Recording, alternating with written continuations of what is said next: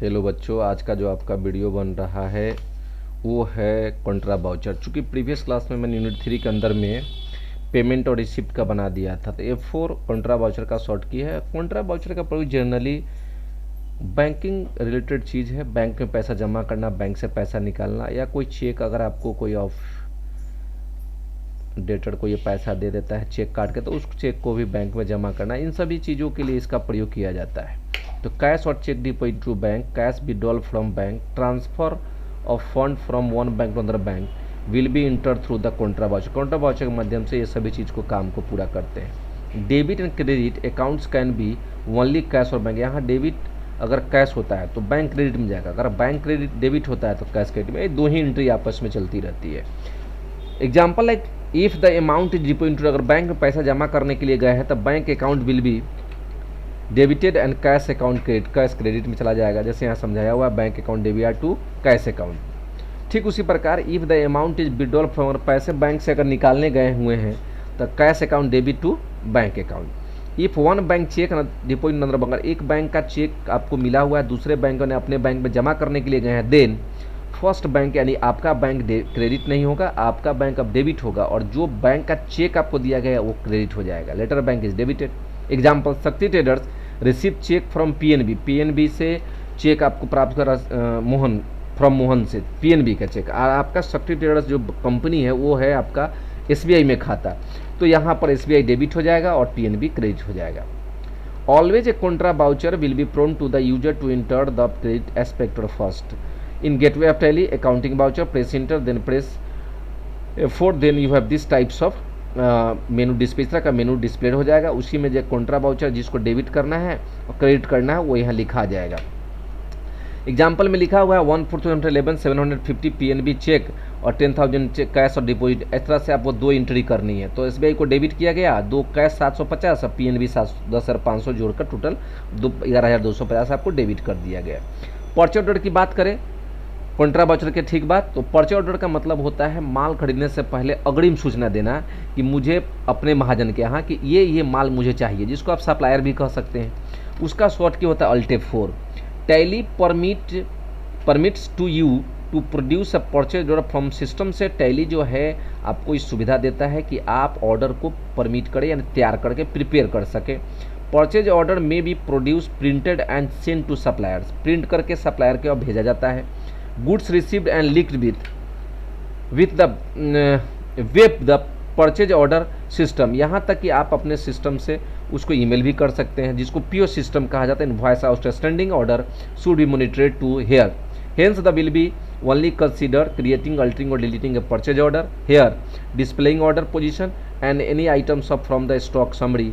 The purchase order book will be list out all the purchase order, place the active press purchase order press F11। ये लिख रहा है कि यहाँ पे परचेज ऑर्डर बना सकते हैं, क्रिएट मतलब बनाना, अल्टर मतलब सुधार कर सकते, डिलीट भी कर सकते हैं। यहाँ तक कि हम अपने स्टॉक समरी में कुछ माल जब हमारा घटेगा या बढ़ेगा, परचेज ऑर्डर जब करेंगे या परचेज करेंगे तो ये भी हमको शो करेगा बुक के माध्यम से। अगर इसमें लिखा है कि अगर F4 करते ही परचेज ऑर्डर आपका नहीं खुल रहा है, इसका मतलब है कॉन्फ़िगरेशन की सेटिंग सही नहीं है। तो F11 प्रेस करके गेटवे ऑफ टैली मेनू में 3 ऑप्शन आता है, याद होगा आपको, प्रीवियस में हमको कॉन्फ़िगरेशन सेटिंग करवाए थे। उसी में सेकंड ऑप्शन जो इन्वेंट्री वाला उसको लीजिए, उसमें कहीं ना कहीं परचेज ऑर्डर ऑप्शन एक रहता है, उसको ये लेफ्ट साइड में ही रहता है, उसको यस कर लेनी है। जब यस करके इंटर करके एक्सेप्ट आएंगे, अल्टे4 करेंगे तो परचेज ऑर्डर का ऐप मेनू स्क्रीन पर डिस्प्ले होगा ही होगा। How to create a purchase order, तो after setting the configuration take the following step, निम्नलिखित स्टेप का आपको पालन करना है। Gateway of Tally, inventory voucher, press enter, then press अल्टे4, then a purchase order books, इस तरह का परचेज ऑर्डर बुक स्क्रीन पर आ जाएगा। इसी में पार्टीज नेम यानी जिस पार्टी के ऑर्डर कर रहे हैं माल, जिसको महाजन भी आप कह सकते हैं, उसका नाम चूज कर लेना है। उसका ऑर्डर नंबर आपका आएगा, नेम ऑफ आइटम आ जाएगा, एक्चुअल बिल क्वांटिटी आएगा, रेट आएगा, ऑटोमेटिक ये कैलकुलेट करता चला जाएगा। पार्टी नेम अकाउंट की बात करें तो in this option give the suppliers name whom is want to supply goods, जो आपके यहाँ माल ऑफ गुड्स कर रहा है सप्लाई, उसका नाम यानी वही सप्लायर यानी महाजन का नाम ले लेना है। नेम ऑफ आइटम में जो आइटम आपको खरीदनी है वो आइटम चूज करें, क्योंकि पहले से बना होगा आप में, जितनी क्वांटिटी ले ली है, एक पीस का जैसे रेट लिखेंगे अपने आप कैलकुलेट करके अमाउंट को दिखा देगा।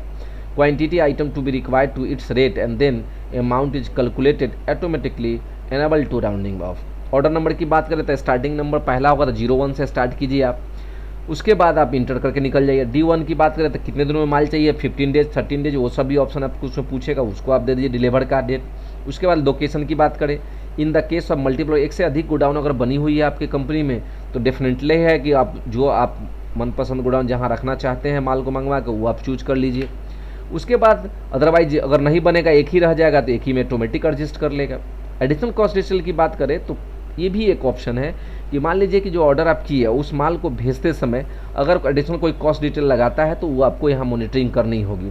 तो ये ज़्यादातर आपको यूज होता है परचेज के समय। नेक्स्ट आइटम की बात करें तो अगर उसी ऑर्डर में एक कंप्लीट हो जाएगा और दूसरा फिर आपको आइटम लेनी है तो आप एज यूजुअल प्रीवियस की तरह ही दूसरा आइटम लीजिए, नेम क्वांटिटी लिखिए, ऑटोमेटिक फिर राउंडिंग ऑफ कर लेगा। इस तरह से हमारा परचेज ऑर्डर का लिस्ट एक बनने लगेगा।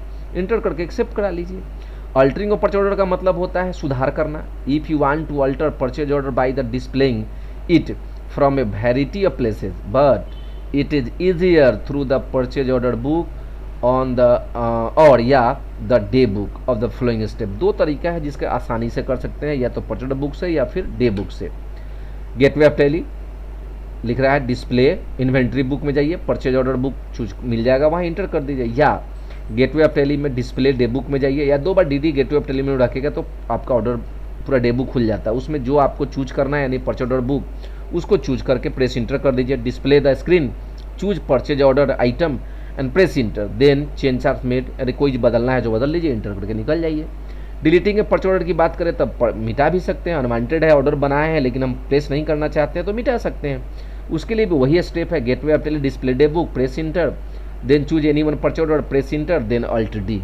जैसे आप अल्ट डी प्रेस करेंगे तो आपसे फिर क्वेश्चन करेगा टैली डिलीट यस और नो, तो आप डिलीट करना है तो यस कर दीजिए। इसकी ज़रूरत नहीं है, ये पिछला पेज का है। परचेज अकाउंट्स की बात करें, जिसको परचेज बाउचर की बात करें, ऑर्डर करने से माल हमारे गोडाउन में नहीं आता है। जब हम परचेज बाउचर बनाते हैं तो वो ऑर्डर जो है प्लेस होकर ऑर्डर परचेज अकाउंट में आ जाता है और माल हमारे तब स्टॉक में आ जाता है। ऑर्डर का मतलब होता है अग्रिम सूचना देना। अभी आप सूचना बना लेते हैं, प्रिंट करके भेज देते हैं, ईमेल कर देते हैं, लेकिन जब ऑर्डर को प्लेस करके परचेज अकाउंट बनाते हैं तो वो माल आपके गोडाउन में शो करता है, जिसका शॉर्ट किया F9।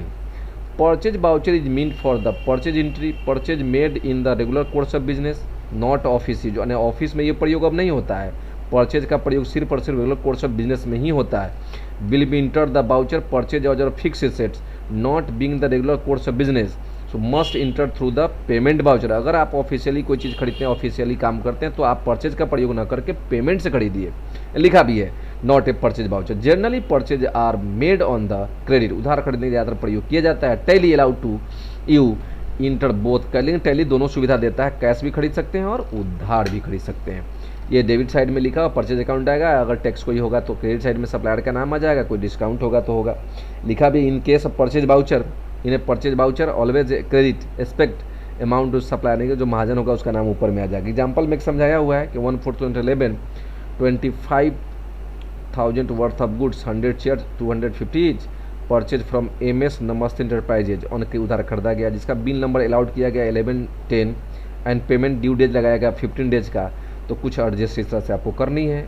Gateway of Tally accounting voucher, press enter, then press F9, then a simple of payment purchase voucher will be display. इस तरह का सिंपल एक आ जाएगा। इसी में पार्टी का नेम ऊपर में चूज करके इंटर कर लेंगे। जैसे ही चूज करके इंटर करेंगे तो ऑर्डर नंबर खुल जाएगा। ज़्यादा प्रॉब्लम नहीं है परचेज करने में। उसका ऑर्डर नंबर जैसे ही चूज करके इंटर कर अकाउंट्स में आ जाएंगे। अकाउंट्स में चूंकि परचेज अकाउंट कर रहे हो तो इधर राइट साइड में 2 ऑप्शन खुलेगा, परचेज ऑर्डर और परचेज अकाउंट। तो अब अकाउंट में अकाउंट को चूज कर लेंगे। After typing the amount 25,750 from the MS number prices it be top will be displayed, bill number आएगा, उसको चूज करते हुए इंटर करके निकल जाना है। यहाँ वही D1 सब लिखा हुआ, एडजस्ट ऑटोमेटिक करेगा। Then the details will be the here due days and the amount calculate कर लेगा। लेकिन अभी जो हम लोग टैली ERP 9 पढ़ा रहे हैं तो ये सब जो ऑप्शन दिया हुआ है स्क्रीन पर ये ऑटोमेटिक एडजस्ट करेगा, आपको घबराना नहीं है। ऑर्डर नंबर आपको सही से लिख देनी है। After entering the credit amount for the purchase order debit will be asked must to always a purchase account, लिखा भी है अकाउंट से परचेज अकाउंट लिखिए। After selecting the purchase account inventory information will be displayed, maintenance the inventory, वही कितना piece लेना है, कितना का ऑर्डर है, ये सब ऑटोमेटिक कैलकुलेट करेगा। इंटर करके एक्सेप्ट आपको करा देना है। हालांकि लिखा है आगे में कि press enter, then stock item quantity purchase, ये सब ऑटोमेटिक, हालांकि आपका ERP 9 में ऑटोमेटिक कैलकुलेट करके निकल जाना है। यहाँ पर जो आइटम्स होगा ऑटोमेटिक आ जाएगा, यहाँ भी ऑटोमेटिक आ जाएगा, इन्वेंट्री लोकेशन भी ऑटोमेटिक आ जाएगा। Then the other amount related to the purchase और example like packing forwarding charge, हाँ ये लगाना है, अगर नीचे में खरीद जो लाएँ मोटिया उटिया सुतरवाएँ आप, वो सब का जो खर्च है वो आप नीचे में फ्लैट अमाउंट भी जोड़ सकते हैं एक्सपेंसेस के रूप में, या कुछ परसेंट भी दे सकते हैं। इंटर करके आप निकल जाना है, इंटर करते हुए एक्सेप्ट कराना है ताकि आपका एक्सेप्टेशन हो जाए, तब परचेज जब हो जाएगा तो स्टॉक से आपका माल बढ़ा हुआ शो करेगा। ये आगे अभी आपको नेक्स्ट क्लास में बनाएंगे, क्योंकि इसके बाद हमको परचेज ऑर्डर के बाद परचेज अकाउंट जब कर लेंगे तो हो सकता है कि अकाउंट्स करके परचेज अकाउंट जो माल मैंने परचेज किया उसमें कोई त्रुटि हो गई, डैमेज हो गया, उसको फिर हम वापस करेंगे तो इसको रिजेक्शन आउट कहते हैं, फिर उसके बदले में लेंगे तो रिसिप्ट नोट कहते हैं। ये सब नेक्स्ट वीडियो में आप लोग को मैं बना के भेजूँगा। फिलहाल आपको लोग को इतना आपको समझ जाना है। ओके, अब अगर आपको वीडियो अच्छा लगा तो इसमें लाइक, सब्सक्राइब और दूसरे बच्चों को शेयर करना ना भूलें। ओके।